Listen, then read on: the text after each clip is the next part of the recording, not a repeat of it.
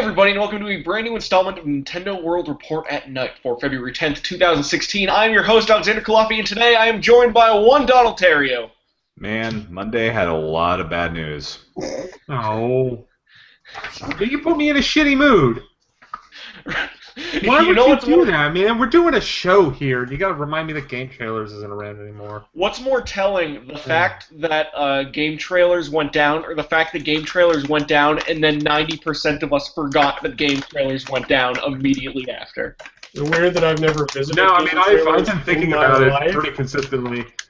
Dan Bloodworth, who's over at Game Trailers, named this very website. Also, all the guys there are wonderful people. I've been following their content like religiously for 2 years, so I'm very sad about Game Trailers dying. Are they going to go the Patreon route at some point? You'd almost think they'd have to. I know. I watched their final stream, and I think there was talk about like this is not the day to figure that out. Like Bloodworth is on his freaking honeymoon right now. Yeah. Okay. I mean, I'll definitely like it's. I have not really been one to be like, oh, there's a website doing crowdfunding, I'm going to throw money at it, but I would throw money at them. I love those guys. Other voices you are hearing include Neal Ronahan. Hi. And Zach Miller. Sorry, Leon. Now that I know you're future Leon, it all makes sense. Wait, is that seriously a line from Project Cross Zone 2? Yup. Oh, God, yeah, I'm getting this game. Yeah, that is one of the things. I'm a done deal on Project Cross Zone 2 after talking to Zach about it and playing the demo. And you will hear us talk to Zach about it on this very show tonight. But not yet. We got to talk about a couple other things first. Our main topic this week, because there wasn't enough news for an actual news show, was that a brand new Pokemon was announced today. And I don't mean... Donald, you need to turn my microphone down a little bit. I think that's you. Is this better? Let me see. It's not you, Zach, is it? Nope. Okay, it's definitely you. Not me. Okay. You know what? It's probably nothing. It's probably nothing. It's live! It's live! We'll just keep going. It's the vidcast, people. Okay. Well, brand new Pokemon was announced today. Not like a new Pokemon like Volcanion and Diancie were new Pokemon, but a new Pokemon in the sense that, like, no one knew that this Pokemon existed in any game code or any rumors or anything before today. It is a Pokemon that's going to be a part of the Volcanion movie that's coming out this year. It's going to be called Volcanion and the something something something. Basically, the new Pokemon's name is Magiana, and every time I see the name, it looks like Magiana, and I don't know if I'm alone in that. Yeah, I don't know why they named it that. Because I've been staring at it being like, yo, that ain't right. Is this a fake? You guys see Magiana, too. Yeah. Like I see it now, thanks to you assholes. She's like Neal and fucking Pinplup. Yeah. I see. Was it Piplup? Oshawott. No, it was Oshawott. Oshawott with the dick on his chest. Volcanion and the ingenious Magiana, by the way. Yeah, this thing came out this morning. We're probably not going to be able to play it for at least a year, if not more. But this thing honestly looks like Diancie got really fat. Yeah, it looks like Diancie. It looks exactly like Diancie. But what is cool about it is that the description of the Pokemon is that it was made by human hands, which is sort of what happened with Porygon's creation when it was like created in labs and shit. But this is a Pokemon that was literally built and man-made, which is very interesting in a lore sense to me, but not interesting to anyone else, so I'm going to stop talking about it immediately. Okay, so do we know what type this Pokemon is? It's gonna be like Steel and Fairy, obviously. Okay. Magnemite's already a robot. Yeah, but he's like an organic robot. This one's a fake.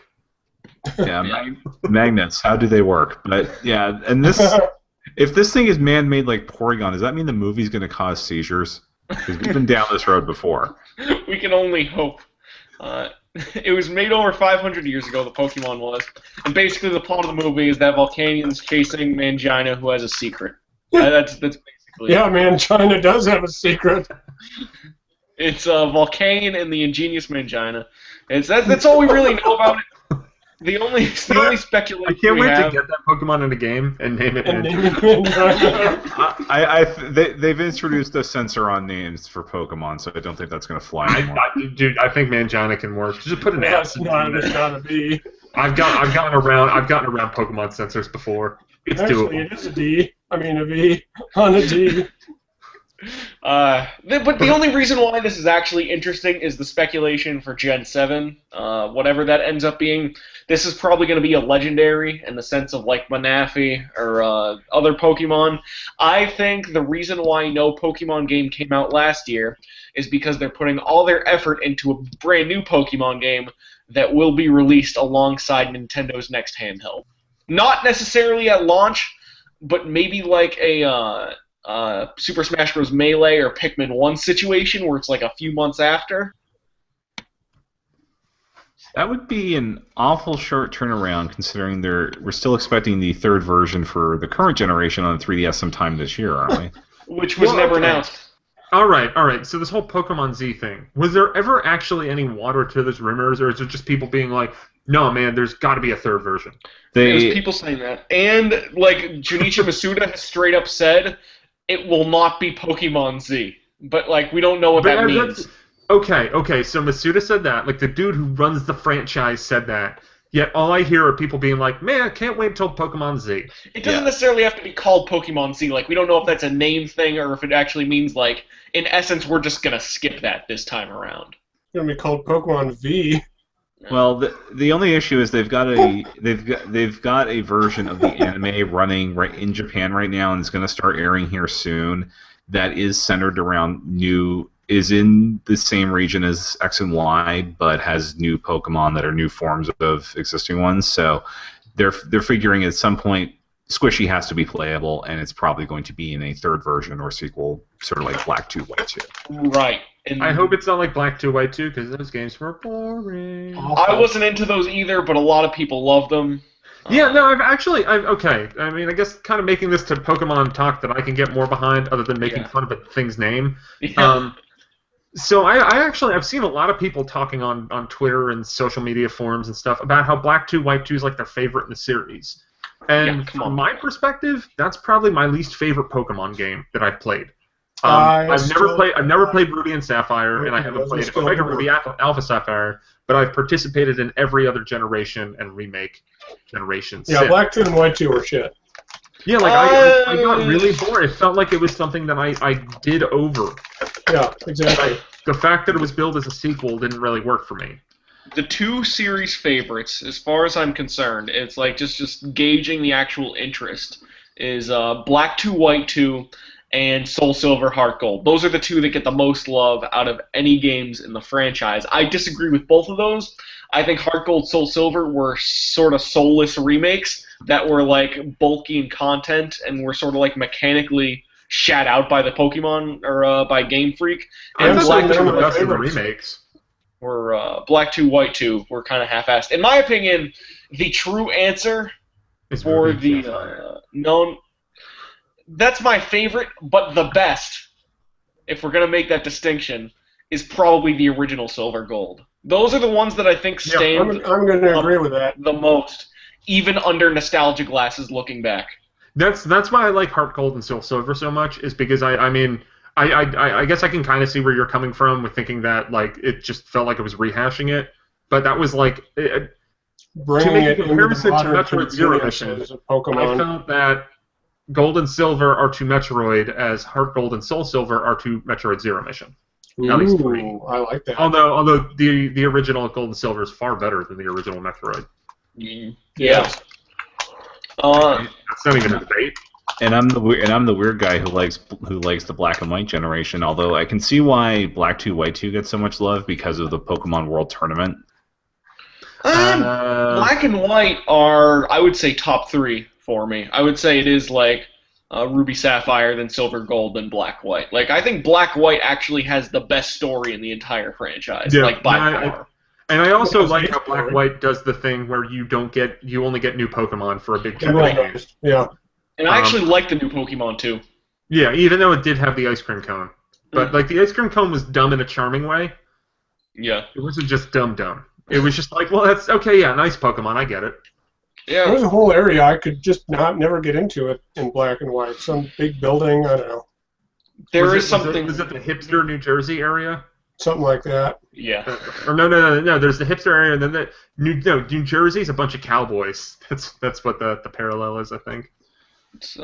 There's something to be said though about the artisanal craft of the original Pokemon games, and how like you can tell people made those, as opposed to new Pokemon games, which feel like they were made by a committee. Yeah, and I think that Red and Blue and Gold and Silver carry that spirit. Right. And I'm excited to replay and get frustrated by some Red, Blue, and Yellow in the coming weeks. Just save yourself. Zach, you hate everything. No, I just hate those original games now. You hate more than just those original games. You hate half of the things you talk about. It's true. Yeah. Speaking of things that Zach hated. Hey. Oh yeah, Project Cross Zone 2. Let's move on to that one. Tell us about Project Cross Zone 2. Yo, that demo's hot. It's a hot demo. The demo's exactly the same as the first demo. It's the same game. I can't explain For why real, I played the first it's the same game. I can't explain why I played the demo for the first game. I was like, well, I'm never going to play this. And I played the demo for 2, and I'm like, well, I have to buy this now. And I think part of it is that it has more the crossover characters in it connect with me more. Because you got Jill and Chris from Resident Evil, you got Phoenix Wright and Maya, you got like Morgan, who I think is naked in the game, which seems wrong, but I guess that's just her character. She's a succubus, yeah. Yeah. Who else? Oh yeah, they have the Dracula guy who's all the Tekken dudes, which is like so they have the 3 generations of Tekken guys bickering, which I found that very amusing. They've got the Yakuza guys, which is great, and like it's just so dumb. And they have the cutscenes where just like there's 4 profiles on the screen, and if you're doing like I was doing, where you got to a point where you're like, all right, I just want to get through this and get to the fighting, you just see character profiles zooming in and out because there's like 15 people in this conversation. There's only room for 4, so it just nothing makes sense, and it's just cycling, and it's nonsense. And I really want to play more of this game. And can't you carry over some stuff you get in that demo to the final game anyway? It's just like a bonus item. If you play through the demo multiple times, you'll get more items. I think once you beat it, go through it 3 times, then it's just a gold reward. Gold and then upgrade points. Yeah. Oh, okay. All right, because I know I played the original, and I didn't have as much hate for it as Zach, but I also wasn't playing it for review. I wasn't either. You were just broken. I just had to beat it. So, are we at the point that it's starting to get to hour-long chapters for this game? Because that was my biggest turnoff. No, maybe if you include all the dialogue that's going on. But I mean, seriously, I have like I can't even tell you how many people I'm controlling now, in addition to the helper characters, and they get a say. And then there's like 8 bad guys on screen that get to talk. And you know the problem with the game is it's settling into the exact same beats as the first one, where you start a chapter, it gives you a goal, and you're like, all right, I'll kill some of these bad guys. And then like 3 fights in, oh shit, more bad guys appear. How am I going to kill all of them? And then there's a big long dialogue scene. And then you start to fight them, and then, oh, more heroes appear, thank God, to help. And there's a dialogue scene with them, and it takes 10 minutes if you're reading it. And, you know, it goes on like that, and then you have to fight everybody, and the bosses are damaged sponges, and it's the same game. I mean, there are some differences, like you can assign upgrade points to the different attacks now, and wait, so how'd they handle that in the first game? That wasn't a factor in the first game. So they just level up, and that was all the. Yep, level up and learn new attacks. Okay.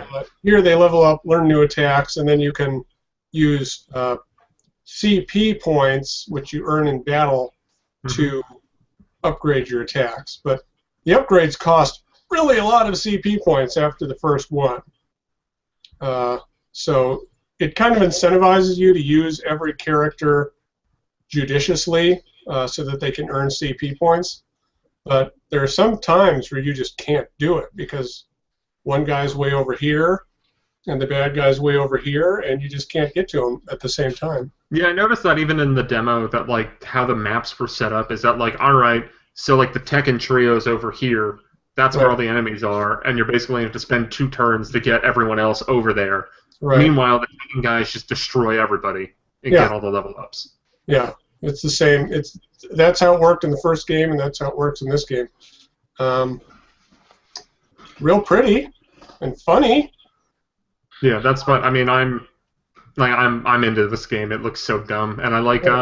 I'm kind of excited for, I guess, more characters that I care about being in it. I mean, we got the Nintendo connection, Crom and Lucina.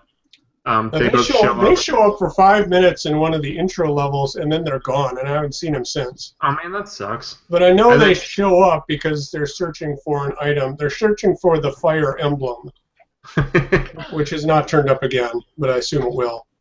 I think that we're getting characters like into Chapter 20 in the original, so you'll probably get them permanently later on. Yeah. And Fiora's in it too, although she's paired up with Cosmos from the Xenosaga. Right, instead of T. Elos. Yeah. And their bad guy is Metal Face, also from Xenosaga, or not Xenosaga, Xenoblade, which I haven't played. So I had to actually ask Scott who the heck these characters were on Twitter. I enjoyed that. Don't look at their Twitter because there's a lot of Xenoblade spoilers. That's true. But no, it's a fun game. It's just super repetitious. Yeah, and it's so repetitious. And the timing of this game is it's horrible. I mean, I've got it pre-ordered. Yeah. I mean, I got it pre-ordered. It's probably going to get here on Tuesday, and I'm going to play it for like 2 days, and then Fire Emblem's going to come in, and it's like, oh, there goes 500 hours of my life. Yeah. Yeah, I think, though, this game, like the first game, probably aiming for a completely different market than Fire Emblem, who's probably going to buy it no matter what comes out. But the gameplay is so similar. Oh, yeah, but I mean, I think people who like Project Cross Zone really like Project Cross Zone and will just buy the sequel. That kind of thing. Yeah. And they'll get around to it. I mean, I guess we're just getting into kind of dumb speculation at this point, but I feel like there's a big overlap between the people who like Fire Emblem and the people who like Project Cross Zone, as evidenced by the fact that there are 2 fucking Fire Emblem characters in Project Cross Zone 2. Yeah. Yeah. In fact, it's probably just one circle. It's not even a Venn diagram. Yeah. Maybe there's like a few guys who are just like, you know, like pissed that the petting minigame is severely hampered. So they're just getting Project Cross Zone 2. And there's a couple people that are like, well, Morgan looks practically naked. I'm just going to stick to Fire Emblem. Well, that's one thing I don't really like about the sequel is that all the character portraits and character sprites from, you know, characters who are brought over from the first game, exactly the same. No difference whatsoever. So this was totally kind of like okay, guys, we got these assets. We can crank out a sequel, add a few new ones. Absolutely. Because this is like Monolith's, I don't want to say Z team, but probably like a C team. It's probably the thing that, like, when Monolith was working on Xenoblade Chronicles X, they were like, dude, there's so many systems in this game, let's just do something really dumb in our spare time.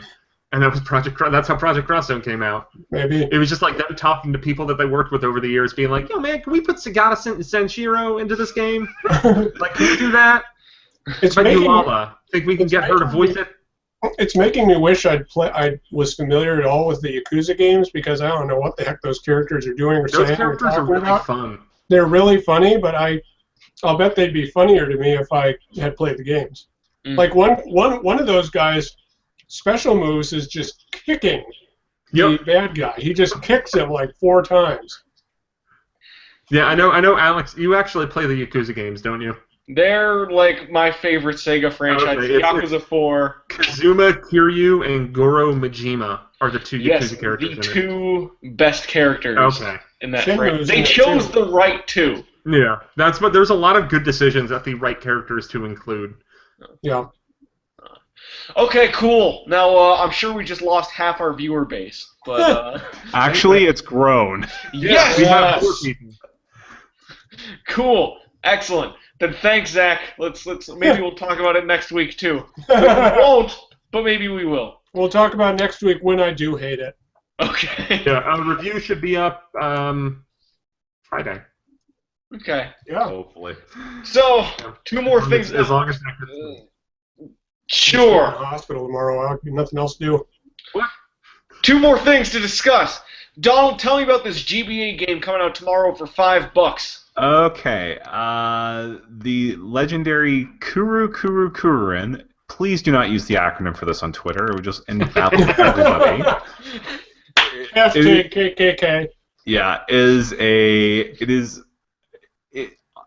involves rescuing your family with a giant spinning helicopter that you control as you work your way through maze-like levels. That's if you are familiar with the game, the wonderful, amazing, spectacular game Roundabout, that was inspired by Kururin.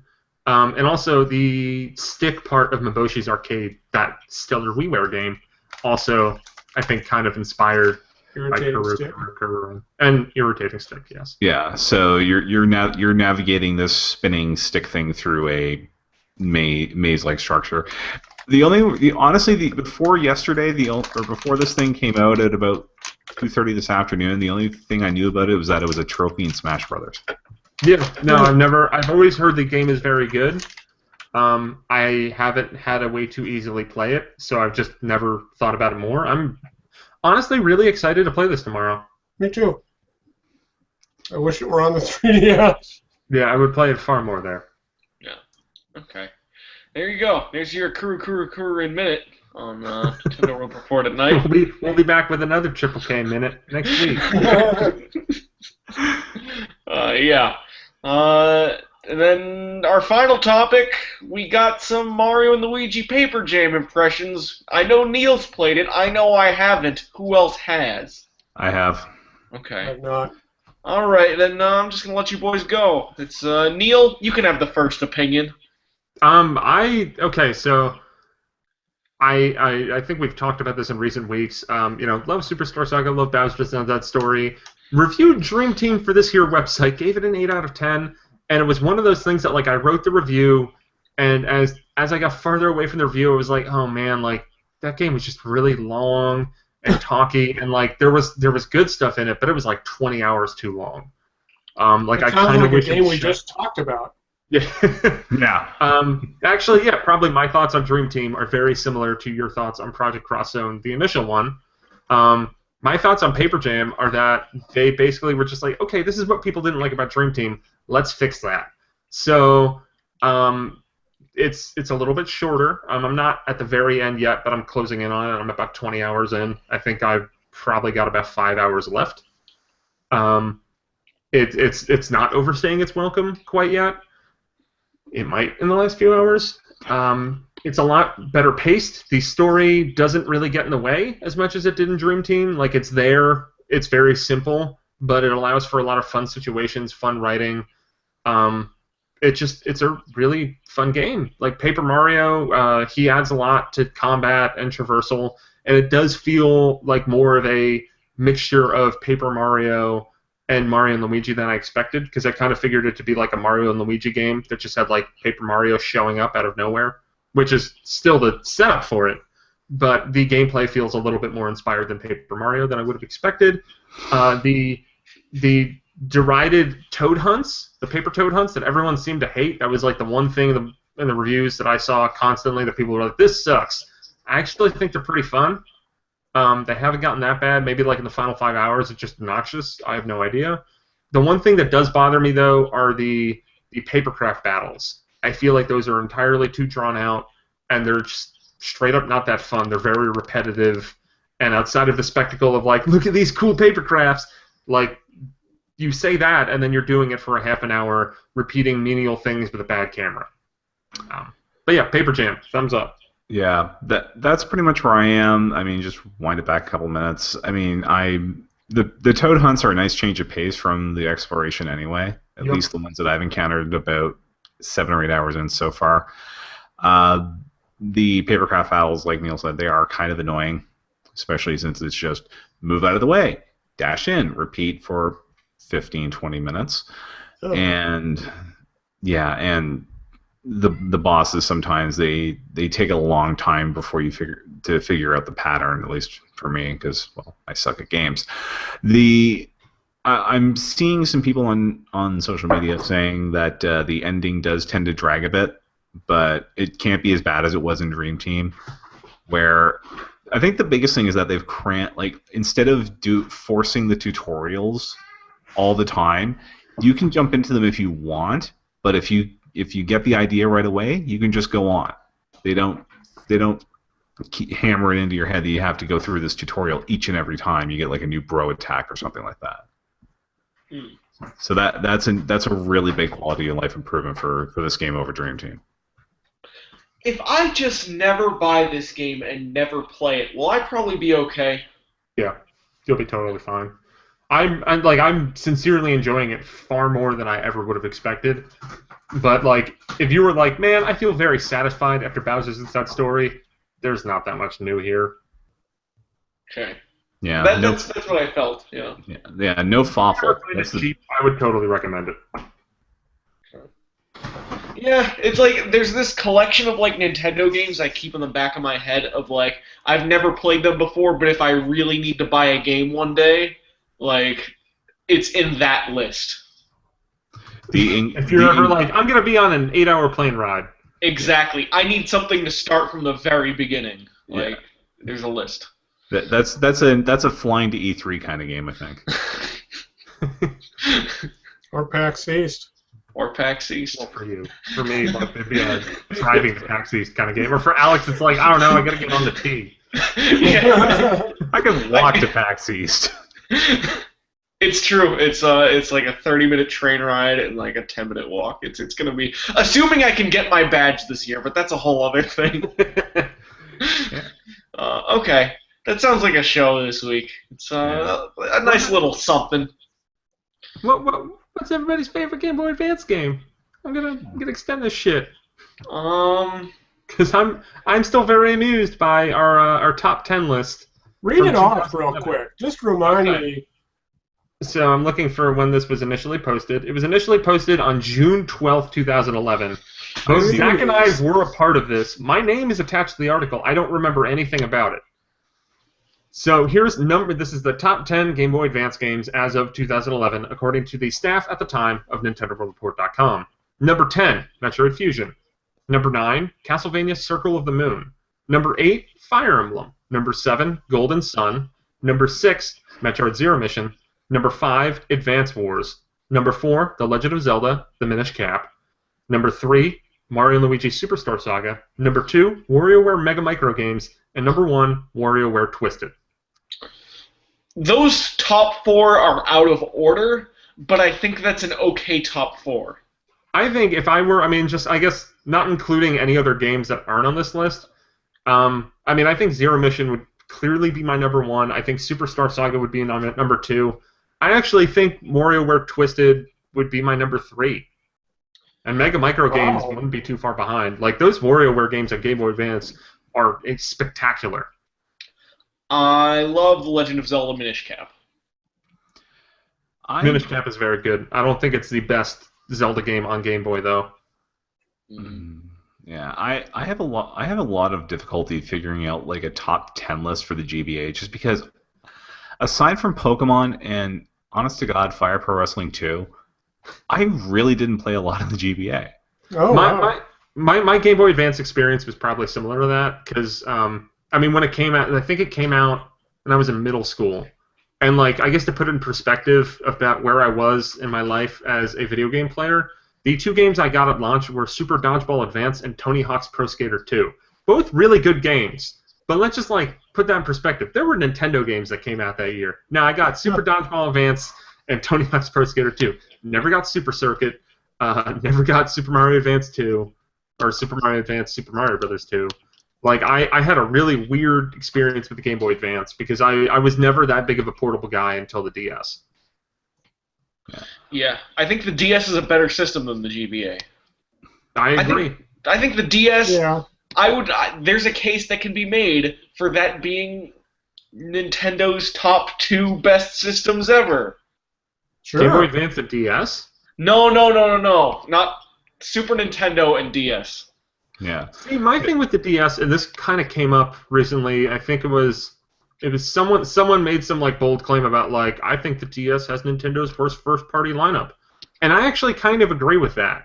I think that the DS as a whole, once you factor in like all the games that came out from other people, the DS is amazing.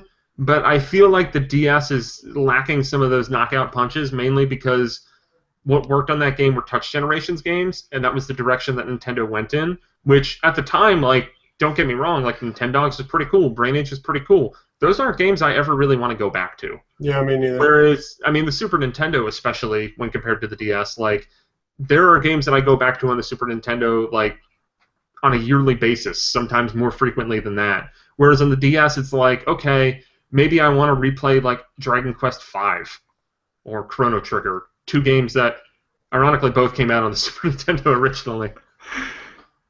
Some other GBA games you can factor into your list. Fire Emblem: The Sacred Stones. I think there's one. It's Mario Mr. Pain and Pith. Sorrow. Kingdom Hearts: Chain of Memories. The Kirby games. There was a Klonoa game. Yeah. I hear good things about the Bangayo and the Astro Boy games. Like Treasure was killing it on the GBA. Astro Boy is fantastic. Dude, what happened to Treasure? Right? Like, Sin and Punishment 2 was pretty good. They put out a 3DS game that's like $5 on PlayAsia now. Oh yeah, Geist Crusher, I think, was that Something them? like that. With like Saint I played Seiya the demo characters. for it. Yeah. It was okay. Didn't they make a sequel to Sin and Gunstar Punishment? Heroes on the GBA? Oh, I think God. they did. Gunstar Yeah, Heroes? Gunstar Superheroes. Or was that a remake? Or was that? I think it was a straight-up sequel. It had a I think it was third character. I mean, there's a lot. Like, that's why I like the Game Boy Advance Virtual Console, because there's a lot of stuff I didn't play. Sure. And I'm excited. I guess to kind of close. I'm excited to play Kururin tomorrow. Yeah, and I can't believe the GBA got a sequel to a DS game. And that's also coming out tomorrow, Polarium Advance. Oh. Wait, that came out after the DS game? Yeah, that came out in 2006. Oh. Yeah. Hey, there's another 2006 GBA game, but I'm not going to say anymore. We can't forget the best game of all time either, Mario Tennis Power Tour, exclusively on the Nintendo Game Boy Advance. Yeah, that is. Are we still getting hate mail from Something Awful over that? No, they just called it the worst review of the year. I mean, that game's really good, and like. But come on, who are we kidding? I love Stan. Stan's a great guy. But come on. His podcast, 1,000 Words, is really funny. Really funny. Yeah, it is. It is very good. He's a brilliant man. Maybe it's a good thing to stop reviewing games, though. Okay. I love you, Stan. Sounds like a show for us boys this week. Thank you very much for watching and listening. You can find Neal on Twitter at Enron10. You can find Zach on Twitter at ZMiller1902. You can find Donald Terrio on Twitter at Donald Mick. You can also find his podcast, Nintendo Free Radio, aka at NFR Podcast. And then I'm on Twitter at Culafia, CULAFIA. That's a show. See you next week, everybody. Bye-bye. Bye. Bye.